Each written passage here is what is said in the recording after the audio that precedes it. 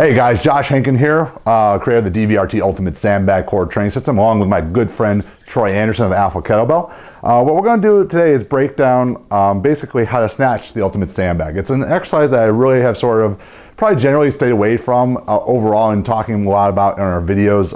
Troy sort of pointed out to me, maybe it's something we should talk more about because it's a highly valuable exercise. My fear a little bit was that people would jump in it too early and too fast. They wouldn't work through some of the progressions that we've laid out throughout our video series. So one of the advantages of snatching the Ultimate Sandbag is the fact that we have control over a lot more variables. Because we can use a more compact Ultimate Sandbag like our Power, we have both the fact that the weight's a little bit more controlled and the fact that the handle is a little closer to the center of mass. For those of you that have done kettlebells are a great way to snatch, but the handle's a little further away from the center of mass. Some people get a giant whack on the wrist when they don't do it properly. So this can be a good segue for both teaching people the components of the snatch and really how to allow the weight to go overhead. For some people, and Troy will demonstrate a little bit, we're going to use a little lighter weight here to do so, they see the snatch and they think of it throwing back the weight over their head. So if Troy does it like so, and then you get this big long arc and a lot of control of the weight going back. Even though the weight of the USB is going over the top of your body, you're trying to shoot the arm straight up in the air. So I'll let him do a couple of correct repetitions.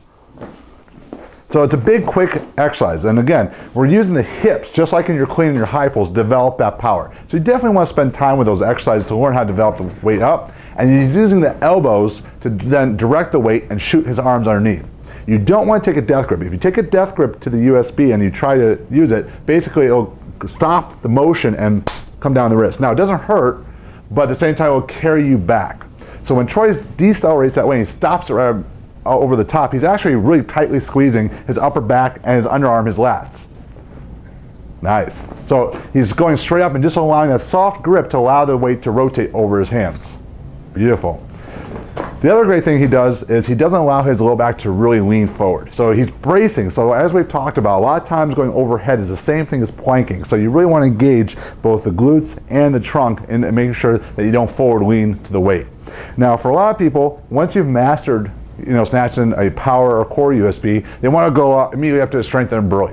My recommendation is to play with some of the patterning because we want you to get proficient in different patterns, and because there's such a big jump and not just weight but dimension of your USB, working the different angles and positions works well. So if Troy goes ahead and does like a lateral step, comes up, hinges, powers up, this is going to change the perceived weight again, allow you to get a little bit smarter, because as we move through these different positions, if you have any technique flaws, they'll really be shown.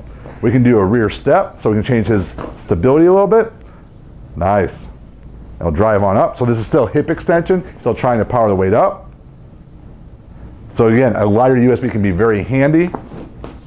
And you can do as simple as just changing to a staggered stance as well. So just where the toe is in line with the heel, so just slightly unstabilized. And making sure he doesn't contour his hips, make sure he doesn't get the habits of leaning back into it or losing the weight overhead. Nice job, Troy. So I'll trade up with you. Now, when he does get to the point where he can use a larger USB, we can use the larger USB to also qualify him to make sure he's actually worked through the flexibility and mobility overhead through his upper body. A lot of people, when they get to the larger USBs, because of the larger dimension, go, well, they're sitting on my head when I snatch them. That's really a sign, not of the USB being problematic, but you don't have proper flexibility and mobility in the upper back. So let's go ahead and see it, Troy. So the principle's still aligned, and see how basically the weight sits behind him? He comes over, nice. And then we'll do one more. If he doesn't have the proper mobility, the bag will hit him in the head. It'll sit on like this, and wax. So that really is a sign that either the shoulders or the thoracic spine still don't move very well, so you need to either spend more time on the Power USB and at the same time working on your mobility, or wait on the snatch, use your cleans and use your high pulls to teach yourself how to propel the weight up, and then work on your mobility over time. It's a highly valuable drill because metabolically speaking, or conditioning and fat loss wise, it's hard to beat this exercise, but you gotta make sure it's appropriate for your fitness level, you're performing it well, and you're using it appropriately within the scope of your program. So check this tip out more at dvrtfitness.com.